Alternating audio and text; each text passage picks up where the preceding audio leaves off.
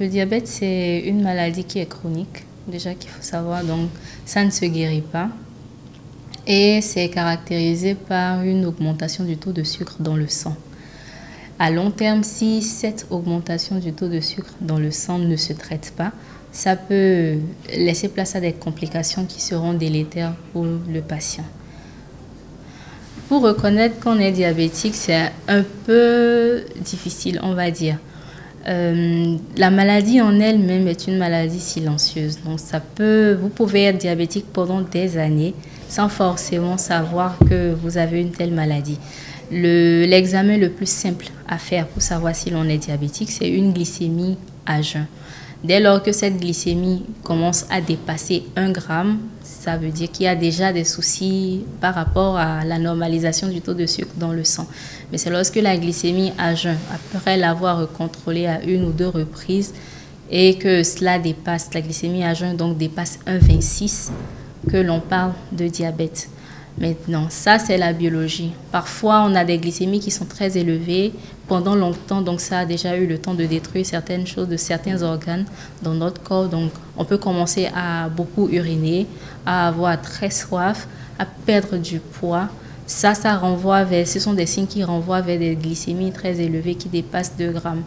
Comme on peut ressentir des paresthésies, donc des décharges électriques ou des brûlures dans la plante des pieds, des picotements. Ça peut être en rapport aussi avec une glycémie qui est élevée. Vous avez peut-être un problème d'érection ou vous faites si vous êtes un homme, vous avez des infections à répétition, vous faites un AVC. Ça, ce sont des complications du diabète, mais ce sont des signes, on va dire, indirects pour dire que quelqu'un a un diabète. Donc, en général, la maladie, elle est silencieuse, donc vous pourrez ne pas avoir du tout de signes, mais lorsque c'est déjà là depuis des années, ça a eu le temps de détruire certains organes, donc vous pouvez avoir des signes en rapport avec ces complications-là. Le sucre dont on parle, ça vient de l'alimentation. C'est ça qui est la source d'énergie, le carburant de l'homme, donc on ne peut pas vivre sans sucre. Mais il y a tout excès nuit à la santé, c'est ce que l'on veut dire.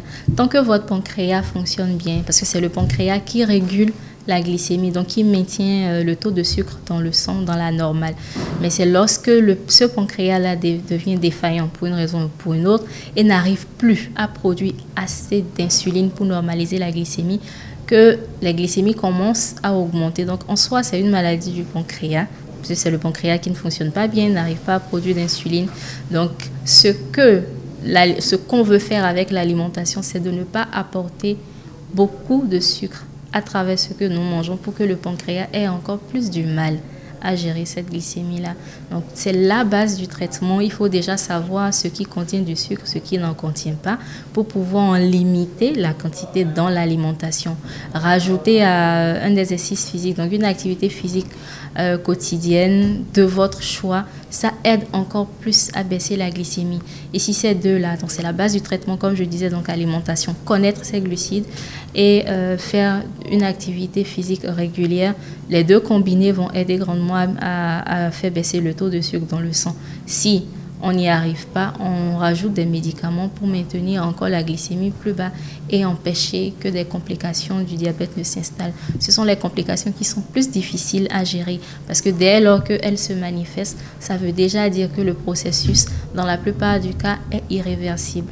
Donc, c'est vraiment contre les complications qu'on lutte, mais la glycémie, il y a énormément de moyens de normaliser les glycémies. Lorsque les complications s'installent, c'est un peu plus difficile à gérer. Tout le monde peut faire un diabète. C'est d'ailleurs pour cela qu'on invite pas seulement les adultes, mais les enfants âgés de plus de 10 ans qui sont en surpoids ou en obésité. On invite bien sûr leurs parents à amener ces enfants-là à faire un dépistage, ne serait-ce qu'une fois par an. Donc à faire la glycémie à jeun, ça doit être inférieur à 1 gramme chez tout le monde. Dès que la glycémie dépasse 1 gramme, alors il faut voir quelqu'un pour qu'on essaie de savoir pourquoi est-ce que la glycémie là est élevée et qu'on vous suive au mieux. Donc enfants, adultes, faites vos glycémies, surtout si vous êtes en surpoids ou en obésité, il faut faire le dépistage.